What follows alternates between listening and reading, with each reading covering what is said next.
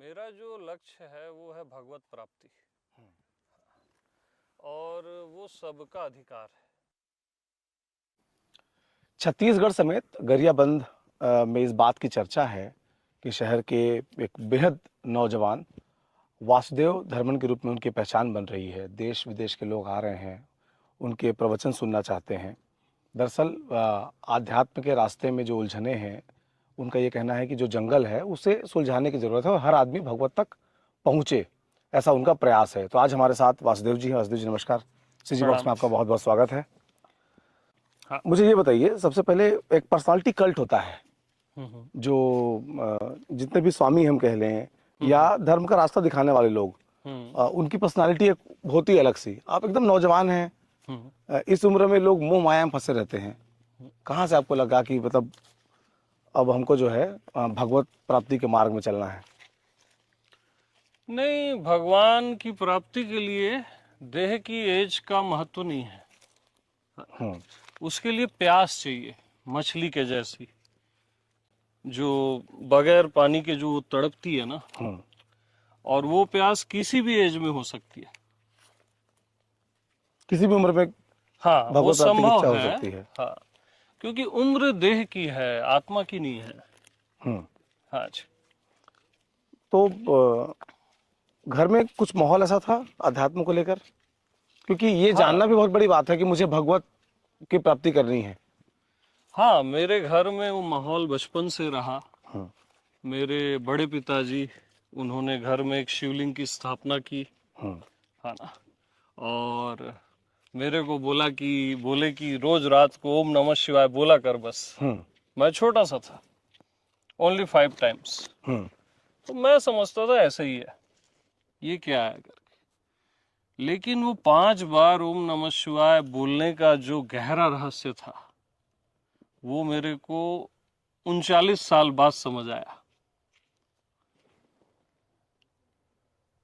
तो घर के माहौल से ही फिर आपको लगा कि हाँ, उसके मार्ग में चलना है? हाँ, पूरा घर का सपोर्ट रहा, मेरे भाइयों का, मेरे पिताजी का, मॉम का। एक माहौल था धर्म का बचपन से ही, और एक प्यास भी थी मेरे भीतर। तो अब मैं देख रहा था इंटरनेट पर आपके प्रवचन खूब सुने जा रहे हैं। भारत के कोने कोने से अनुयायी बन रहे हैं आपके। हाँ, हाँ। तो ये कैसे हुआ और जो आते हैं वो क्या सुनना चाहते हैं? वो सुनना चाहते हैं कि सत्य क्या है, परमात्मा आखिर कौन है। और पूरी दुनिया से लोग आ रहे हैं और यहाँ उनको बोध हो रहा है कि आखिर परमात्मा कौन है, उसकी अनुभूति हो रही है। केवल शाब्दिक ज्ञान नहीं हो रहा है, एक अनुभव हो रहा है उनको, और मैं उसी का बोध करा रहा हूँ। कैसे फील होता है लोगों को ये? इसमें आपने जो तरीका निकाला है भगवत प्राप्ति का, उसमें साधना है, योग के जरिए है, या उसमें जैसे हिंदू धर्म में पूजा पाठ की पद्धतियां हैं? हाँ, हाँ। कौन सा वो रास्ता है? नहीं, मेरा जो प्रोसेस है वो सत्संग का है। सत्संग करते करते उसको वो बोध हो जाता है। जैसे कोई सपोज कृष्ण प्रेमी है, तो उसको मैं लखाता हूं कि आप सहित सारा चराचर वासुदेव है, कृष्ण है। कोई शिव प्रेमी है, तो आप सहित सब कुछ शिव है। लोग क्या गलती करते हैं, अपने को छोड़ देते हैं। कोई राम प्रेमी है, तो आप सहित सारा चराचर राम है।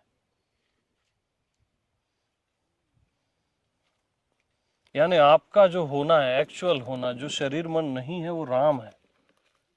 और वैसे ही सबका होना राम है। और ये मात्र सत्संग करते करते करते उनमें उतरने लगता है। जैसे नींद उतरती है ना रात को, वैसी परमात्मा उतरने लगता है। तो ये कितने दिन का प्रोसेस होता होगा? नहीं, इसका कोई ऐसा फिक्स नहीं है। कभी क्षण में हो जाता है, कई बार सालों में होता है, दिनों में होता है। ये क्योंकि रिसेप्टिविटी पे है, आप कैसे रिसीव कर रहे हैं, और राइट लिसनिंग पे है कि आप सही सुन रहे हैं कि नहीं सुन रहे हैं। इस दौर में जबकि धर्म को प्राप्ति के देश में अलग अलग किस्म के लोग आए हैं और वो चमत्कार दिखा रहे हैं, सबके पास एक चमत्कार है, कोई आपका पास्ट बता ले रहा है, कोई फ्यूचर का गणित लगा रहा है। ऐसे दौर में जो आपका तरीका है वो थोड़ा नीरस नहीं होगा? ना ना ना, ये तो परम आनंददायी है। परमात्मा सच्चिदानंद है, वहां यानी प्रवेश करते ही उसका प्रभाव शुरू हो जाता है। रामायण में एक दोहा आता है, जानत हुई तुरंत प्रभावा। वहां एंट्री करते ही आनंद और रस विभोर हो जाता है हर कोई। फिर भी आपको लगता नहीं कि चमत्कार जहां दिखता है लोग जल्दी भरोसा करते हैं और इंस्टेंट उसका परिणाम आ रहा है? हाँ हाँ लाखों करोड़ों लोग सुनने के लिए उमड़ जा रहे हैं। हाँ हाँ। वो भगवत प्राप्ति का मार्ग नहीं है? नहीं, चमत्कार तो नहीं है, क्योंकि देखो, क्योंकि आपने अगर कोई भी चमत्कार देखा है ना, जैसे सपोज आपको किसी ने यहाँ पे गायब कर दिया, आपने एक चमत्कार देखा, बैठिए, तब आप किस चीज से वंचित होगे मालूम? ये पूरा अस्तित्व है जो चमत्कारिक है, इससे आप वंचित हो जाओगे। आप देखो ना, ये वृक्ष, ये सूर्य नारायण, आपका होना, ये सब का होना कितना चमत्कारिक है। फिर ये असली परमात्मा का चमत्कार नहीं दिखेगा। मतलब चमत्कार की जरूरत नहीं है? कोई जरूरत नहीं है चमत्कार की, जरूरत है प्यास की, प्रभु की प्यास या स्वयं को जानने की प्यास। और प्यास से वो दौड़ा चला आता है, बस एक सही सत्संग उसको मिल जाए, एक राइट गाइडेंस, तो वो आपके जीवन में उतरने लगता है। ऐसे में तो जो बड़े बड़े जिसको सत्संग का नाम दिया जाता है और बड़ी संख्या में भजन चलता है, नुस्खे बताए जाते हैं काम करा लेने के, रूके बाधाओं को पूरा करने के, मेरे इशारा आप समझ रहे हैं जो इन दिनों हाँ चर्चा जी में है। हाँ जी। नहीं, वो ठीक है, भजन सुंदर है, भगवान का नाम जप सुंदर है। कोई भी चीज देखो व्यर्थ नहीं जाती। भगवान के नाम पे आप नाम जप कर रहे हैं, भजन कीर्तन कर रहे हैं, अद्भुत है वो +1 है, सबसे कल्याण ही होगा वो। हाँ, लेकिन जो चमत्कारिक चीजें हैं कि किसी इच्छा के नाम पे आपको कुछ कराया जाता है, वो गलत है। इच्छा केवल प्रभु की होनी चाहिए, और प्रभु के आने से तो सब आ जाता है। तो आगे क्या प्लानिंग है आपकी? गरियाबंद में ही रहकर आप ये करने वाले हैं, लोगों को भगवत मार्ग पे ले जाने का जो माध्यम है? हाँ हाँ हाँ, गरियाबंद पे तो मैं रहूंगा ही, और कहीं बाहर जाना भी पड़ा तो जाऊंगा।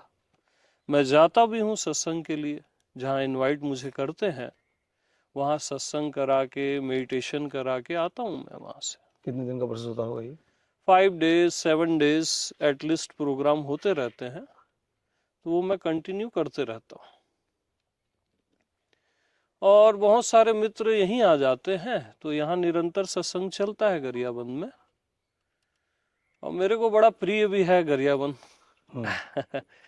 वो जंगलों से घिरा हुआ, नदियों से, और यहाँ के लोग बहुत ही भोले भाले लोग, प्यारे लोग, अद्भुत लगता है मेरे को गरियाबंद। जो आपका रास्ता है, जिस रास्ते से आप भगवत मार्ग पे लोगों को पहुंचाना चाहते हैं, और बाकियों का रास्ता जो है, क्योंकि देश में बहुत से संत हुए, सबके अपने अपने तरीके रहे। हाँ, कुछ लोग लिबरल रहे, ओशो लिबरल थे, वो बहुत ज्यादा आडंबर पे भरोसा नहीं करते थे। हाँ लेकिन आप सबको स्वीकार करते हैं। हाँ, मुझे भरोसा है, मेरे को इस अस्तित्व के कण कण पे भरोसा है, क्योंकि मैं देख रहा हूं ना, यहाँ का हर पत्थर भगवान है, शिव है, भूतेश्वर नाथ है, तो मैं कैसे भरोसा नहीं करूंगा? लोगों में एक ही कमी हो गई है कि उनको अब श्रद्धा नहीं है, और श्रद्धा है ना तो फिर सब भगवत स्वरूप है, हर पत्थर फिर भगवान है। और रियल में है, ये कोई डायलॉग नहीं है। इवन आपकी आत्मा भी स्वयं परमात्मा है और सब कुछ परमात्मा है। जब ये बातें आप कहते हैं तो आपके शिष्य मुग्ध मुग्ध हो जाते होंगे। हाँ, वो अच्छे से ग्रहण करते हैं। उनके भी कई सवाल होते हैं, उनका एक पास्ट होता है, फिर वो पास्ट की जर्नी होती है, तो धीरे धीरे धीरे वो स्वयं आत्मा में, मैं आत्मा भगवान में स्थापित होते हैं वो। इन सब के बीच एक बात ये भी है कि जो सनातन धर्म की परंपरागत चीज चली आ रही हैं, इनमें इसका जो फॉर्मूला है भगवान को प्राप्त करने का, सिर्फ भजन है और भक्ति का मार्ग है, भाई उस पर चलिए, यज्ञ करिए। आपका तरीका थोड़ा अलग लगता है इससे। ना ना ना, मैं सनातन को ही बता रहा हूँ। सनातन का तो आशय यही है कि जब कुछ नहीं था तब भी जो था, आज जब कुछ नहीं है तब भी जो है, कल जब कुछ नहीं होगा तब भी जो होगा वही सनातन है। अब इसको ऐसे देखो आप, है ना, तो जब कुछ भी नहीं था, है ना, इवन जब था भी नहीं था, हाँ, था भी नहीं था, जब था भी नहीं था, तो इसको था बताएगा कि नहीं था बताएगा? था बताएगा, था ही बताएगा ना, कि था कि नहीं था। और रहेगा भी नहीं रहेगा को कौन बताएगा? रहेगा ही बताएगा। तो वो कौन है? आप ही हो ना।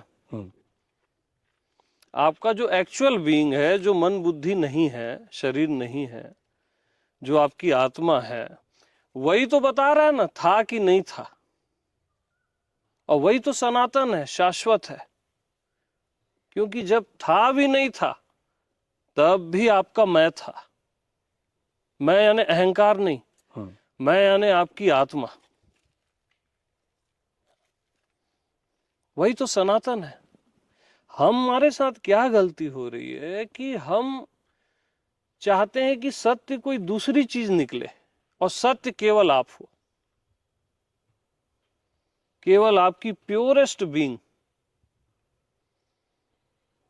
और आपकी बीइंग परमात्मा से भिन्न नहीं है। हमारी गलती ये होती है कि मैं अलग और परमात्मा अलग, हमारा पूरा स्ट्रक्चर उसी में टिका हुआ है। और परमात्मा किसी से भिन्न नहीं होता, अभिन्न है, अखंड है ना। तो फिर हम उनके भक्त क्यों हैं? भक्त हैं, जब हम दोनों एक जैसे देखो हैं। भक्त का भी सुंदर अर्थ होता है जो विभक्त न हो। भक्ति का ये अर्थ नहीं है कि हम उससे अलग हैं, अलग तो विभक्ति है। भक्ति मतलब जो विभक्त ना हो, भगवान से अलग ना हो। नहीं, इस तरीके से तो हम तो अपने आप को दास की तरह रखते हैं ना। भगवान की जितनी उपासना करते हैं सब में भगवान को बड़ा से बड़ा बताने की कोशिश होती है। हाँ, मतलब मैं व्यक्तिगत रूप से अगर कहूँ तो हनुमान चालीसा का पाठ कर लें या किसी जो भगवान के लिए बनाए गए आरती स्तुतियां हैं, सब में उनको ये बताया जाता है कि you are the supreme, larger than life, आप बहुत बड़े हैं आप। हाँ, हाँ। और उस तरीके से हम भगवान को एक तरह से मक्खन लगाने की कोशिश करते हैं कि आप जो है बहुत आपका विशाल स्वरूप है और हम आपके सामने कुछ नहीं है और आप हमको हमारे सुखों को ध्यान रखेंगे। नहीं, वो भाव भी गलत नहीं है। शुरुआत में वो भी सुंदर है, गलत कुछ भी नहीं है ना। लेकिन जब आपको ये बोध होता है ना कि वो भगवान आपसे भिन्न नहीं है, जिसको वेद बोलते हैं अयम आत्मा ब्रह्म, कि आपकी आत्मा ही ब्रह्म है या परमात्मा है, जब उसका बोध होता है ना, तो आपकी जो चेतना है उच्चतर हो जाती है। आप स्वयं भगवत स्वरूप हो जाते हो और सब भी, सब कुछ भगवत स्वरूप हो जाता है। तो वही मैंने आपको बोला कि आप सहित सारा चराचर परमात्मा है। आप सहित हम अपने को बस छोड़ देते हैं।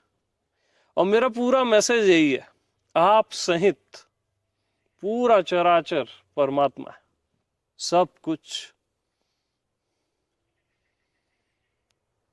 माया भी परमात्मा है। माया परमात्मा तब है जब उसको परमात्मा जानोगे। माया में जियोगे तो नहीं है, फंसे रहोगे तब नहीं है ना। लेकिन उसको एक्चुअल जानोगे ना, तब वो भी परमात्मा है। परमात्मा से अलग कुछ होता ही नहीं है। तो आपका परिवार है, शादी वादी की आपने? हाँ, मैरिड हूं मैं। हाँ, और व्यवसाय क्या करते हैं घर में? फैमिली बिजनेस कुछ होगा? बिजनेस है मेरा। और फिर इसके समय कैसे निकालते हैं, क्योंकि आज की तारीख में हाँ, आध्यात्म के लिए भी समय निकालना होता है। नहीं, समय निकल जाता है, क्योंकि अगर आपकी प्राथमिकता परमात्मा है, प्रायोरिटी, तो समय आप इजीली निकाल लोगे। आपकी प्रायोरिटी अगर धन है, तो जैसे लोग धन के लिए समय निकाल लेते हैं ना, वैसी तो है, और क्या। तो फैमिली सपोर्ट रहता है आपको? हाँ हाँ, पूरा सपोर्ट रहता है। कि वो भी आपके तरह हो गए हैं, मतलब ना, भगवान ऐसा भी प्राप्ति नहीं के बोल बाद? सकता मैं, बट पूरा सपोर्ट रहता है। और सबकी अपनी जर्नी है फैमिली की। वो अपने अपने ढंग से प्रभु को याद कर रहे हैं और अपने में आनंदित है। आप जितना ज्ञान का आपका आलोक है वो इंटरनेट के जरिए पहुंच रहा है लोगों तक आज आज। और कुछ जो आपके अनुयायी होंगे वो शायद आपसे मुलाकात करने के लिए यहाँ भी आते होंगे, या शायद आपको जाना होता होगा सत्संग के लिए किसी दूसरे शहर में। हाँ, बहुत सारे लोग आते हैं देश विदेश से,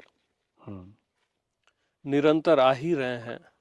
उनको मैसेज पहुंचाने का माध्यम क्या है? वो भी इंटरनेट के जरिए आ रहे हैं? हाँ, मैसेज जैसे टेलीग्राम है, यूट्यूब है, तो उससे सारी मैसेजिंग हो जाती है उनको, वो आ जाते हैं इजिली कांटेक्ट करके। अच्छा, हाँ जी। समय मिलता होगा उनको?